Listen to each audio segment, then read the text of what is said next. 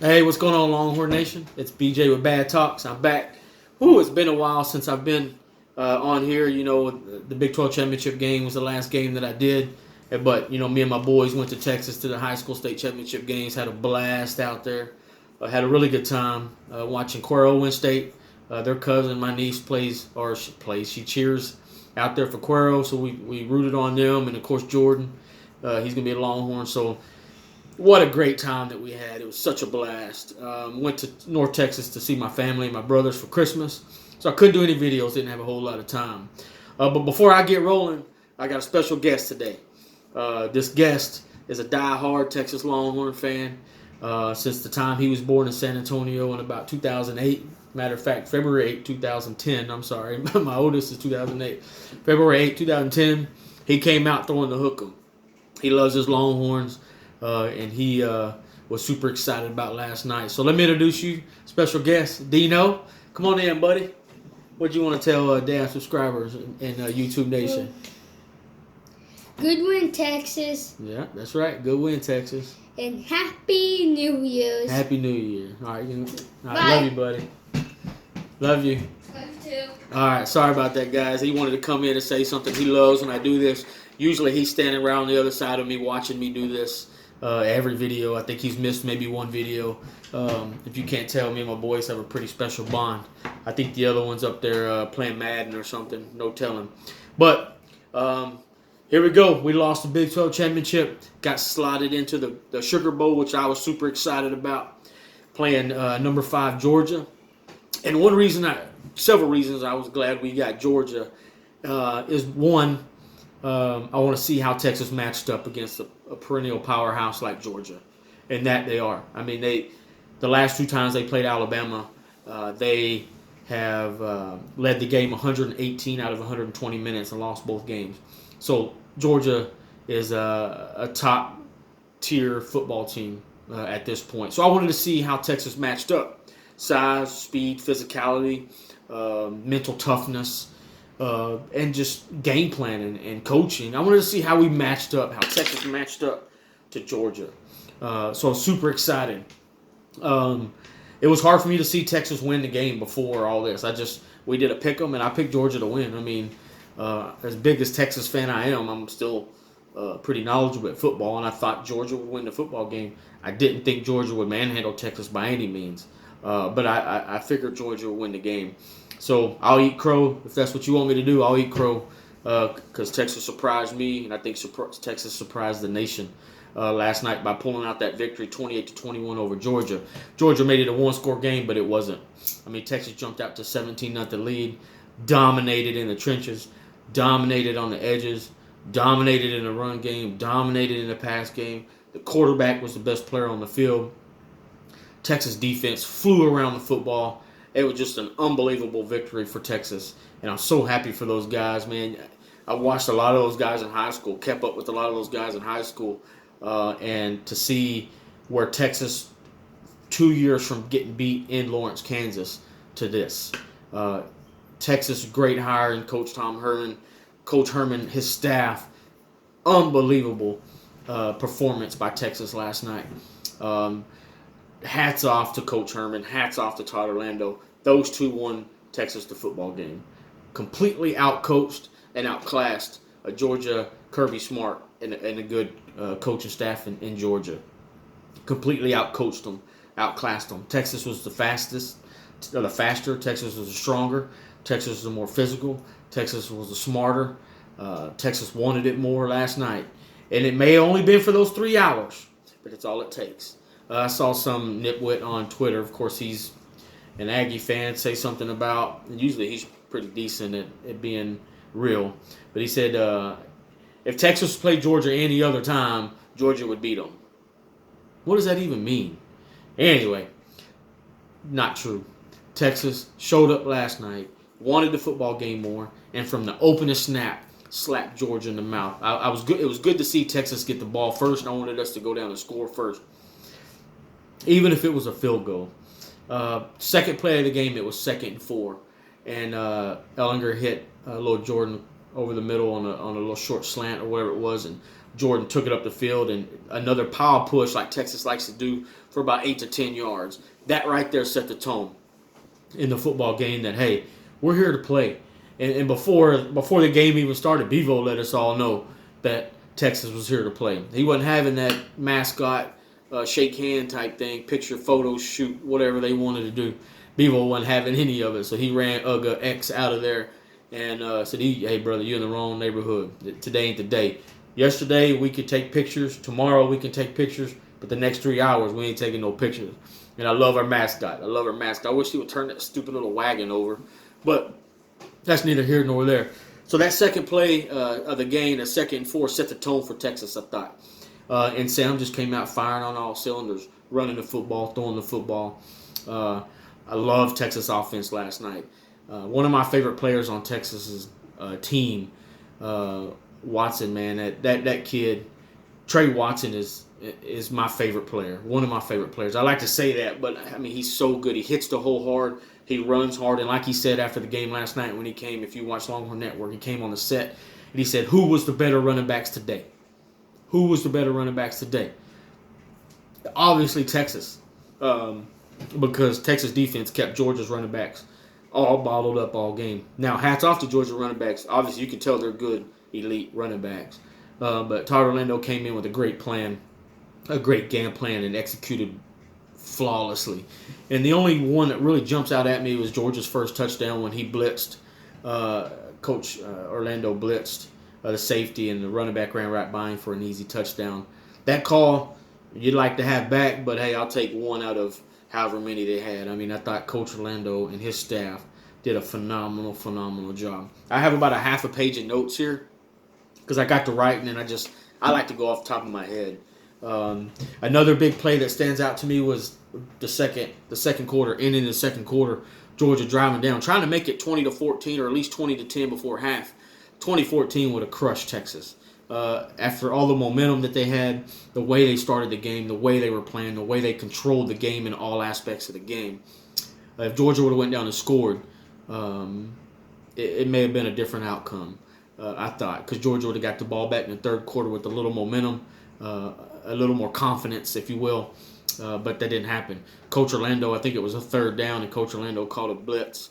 Might have been second, but called a blitz up the middle in a zero gap with Wheeler untouched, and he sacked Jake Fromm for a loss to take him out of field goal range, and then Georgia had to punt. Texas got to take the knee and run a few plays and then punt with whatever seconds left, and the time ran out to go into half. Texas going into half 20-7 was huge compared to going into 20-14 or 20-10. They wanted at least a 2-score football game, and that's where they had it. And then come out the third quarter, Georgia got the ball. I fully expected Georgia to come down and shove it down Texas' throat, which they tried, but Texas put them on the brakes. Phenomenal job for the defense. When I was sitting there trying to think of what defensive player I wanted to choose to be the defensive player of the game, I couldn't pick one. Look at the ends. Aminu, Osai, Graham, Nelson in the middle, Chris, all those guys on the front, man, the front line of scrimmage, played 9 defensive linemen, played outstanding. Charles Aminu proved why he's the Big 12 defensive lineman of the year. I thought Joseph Asai played out of his mind last night, all over the field, stayed crunk. Linebackers, Wheeler and Johnson, man, those guys flew around and hit people all night long, stayed motivated, stayed crunk all game, and let Georgia know we ain't scared. Another signature play to me was a very basic play, but I think it was Swift. It bounced out left, and Boyd went to tackle him up high, and Swift went to stiff arm him. Got a good stiff arm, but Chris Boyd reached around and grabbed him by a shoulder pads and jerked him on the ground. Didn't allow him to run through him. Texas DBs played outstanding last night. No big plays. Unbelievable. I just couldn't believe it. And then Caden Stearns didn't play in the safeties. Brandon Jones and another one. BJ Foster's another favorite player of mine. That guy flies around. And when he hit Fromm there in the fourth quarter, stuck him right under his chin, hit him right there with his helmet and his face mask. He was done. Tap out, game over. He got Ronda Rousey. He got knocked out, smooth out. Not literally smooth out, but he didn't want no more. He was done after that. Unbelievable unbelievable win for this Texas team. It's a program-defining victory, and it's in the Sugar Bowl. And yes, I wanted to win the Big 12 championship, but I don't know why, but this one just feels so much sweeter. We'd already beat Oklahoma. I'm not taking anything away. Of course, I wanted to win the Big 12 championship. I'm not taking away from that loss at all. But we'd already beaten Oklahoma earlier in the year. Something about beating this Georgia team. One, all the loud mouths talking about how much better the SEC is than Big 12. There was 4 Big 12 versus SEC games. The Big 12 won 3 of them, and Oklahoma lost to Alabama. It took your best in the SEC to beat one of our teams, one of the Big 12 teams. I don't want to say our because I'm not a big conference guy. But put that to sleep. Put that to sleep. And it's funny. I'm going to bring them up. It's funny how the night before I got a message from some idiot on Twitter. A&M had just beat North Carolina State in the Gator Bowl, which they call a bowl in Florida. I don't know why.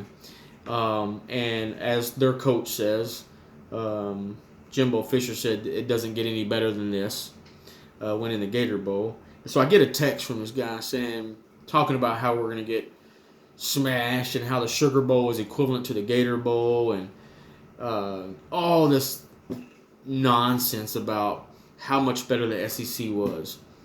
And then when I text him after the game asking if he's okay, if he's drunk, or I hope his hangover is okay today, his response to me was, bowl games don't prove anything when it comes to how strong conferences are. Anyway, I thought Texas represented the Big 12 well. I was super proud of Texas, the way they handled themselves last night. Got a little out of hand late in the game, but Texas wasn't getting punked. OU got punked. Alabama come out and slapped OU around, jumped out 28-0. Probably played all 85 of their players, allowed Oklahoma back in the game, but Bama slapped OU around, and OU was intimidated from the opening kickoff. That's without a doubt. Kyler Murray looked like a sniper was in the stands with him. Every time he had run, if he saw a Bama linebacker or a corner, the dude ran straight out of bounds, or a sniper shot him and he fell straight on the ground. That's just what he does. Not Sam Ehlinger. He's not as fast. He's not as accurate. But the dude's got the moxie. He's got the it. That QB1 is going to take Texas to a Big 12 championship and a shot at the national championship within 2 years. You'll see. Laugh if you want. Whatever you want to say. But I've been talking about Sam Ehlinger from day one. Even when he lost to Maryland week 1. This is our quarterback. And he's here to stay. He's not going anywhere. So these young guys may be transferring. Whatever you decide to do, that's fine. You're not going to get a whole lot of playing time. Sam Ehlinger is the quarterback of this football team moving forward. And like he said last night when what's her name? The announcer, one interview, and said something. What do you want to tell Longhorn, your Longhorn Nation? He said, Longhorn Nation, we're back. I love that in our quarterback.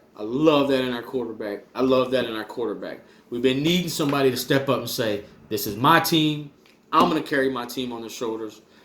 Get on at the train if you want. If you don't, too bad, so sad. We're moving along. We're going to win football games, and we're not scared of anybody. And that's exactly what I took out of what Sam Ehlinger said when he said we're back, mocking Vince Young days. And then the following year, Vince Young and Texas come to win the national championship. So they're not far off. And me talking about national championship, it's not getting ahead of myself. Yeah, this team is losing some key players, but Tom Herman, Coach Orlando, those guys keep recruiting the way they are. This team, the trajectory is going north, quick, fast, in a hurry. And I think this team can play with anybody in the country when they play their best. And to tell me I'm crazy, dude, go right ahead. I really think they can. Man, of course, player of the game was Sam Ehlinger. 3 rushing touchdowns, MVP. Saw a good, cool moment with him with his mother after the game. He went over to if you were watching Longhorn Network, he went over to the stands and saw his mom and handed her the MVP trophy, telling her she's the real MVP. He lost his dad as a teenager, and he's been the man of the house ever since. I stood next to his mother and his sister, I think it is, at the Red River shootout or showdown or rivalry, whatever it is, back in Dallas. such sweet people, such genuine people, and they love their son. He may be the quarterback for Texas, but that's her son and her brother. So that was cool to see, man. It was really cool. The kid was in tears. His dad come to mind, and his dad's looking down on him and making him super proud. Another player that stands out on the offense to me was, again, I said before, was Trey Watson. The kid was running hard, super hard. So he was a great pickup. Colin Johnson didn't get a whole lot of touches, but he made a couple big plays in the game late to seal the deal for Texas. Man, I'm rambling on now, but certain things are popping in my head. The most thing I'm proud of is I remember I went to South Bend to watch Michigan versus Notre Dame because my brother, it's kind of his bucket list, wanted to go do, and he bought us tickets, and I met him there. And I remember sitting out on the bench kind of watching the score with Texas, and then we went to this little Irish pub and watched the rest of the Texas-Maryland game, and Maryland beating Texas like that. I remember walking out telling him, like, man, that's just a different feel to me. Like, they just didn't show up. It just so happened to happen week one. They just didn't show up. We're going to be fine. Texas is going to be fine. And then they went in and won we were there for the Red River game in Dallas, and that was a phenomenal showing. And then, of course, sorry, my phone was trying to ring. Of course, we lost a couple, West Virginia and Oklahoma State, but the season, 10 wins, 10-4, is sky's the limit for this team. I'll come back and we'll talk. My next couple videos, we'll go through the schedule, this last year's schedule, and talk about each game just real quick. And then I'll talk about some recruiting stuff. If you want to hear me talk about certain things, send me messages, because this offseason is hard to talk about.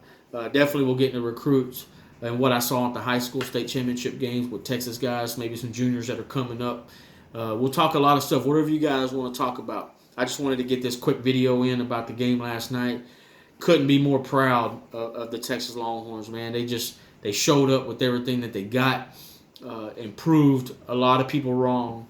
And we'll talk about this one for a long time. This jump starts 2020 probably recruiting, because 2019 is pretty much locked up already.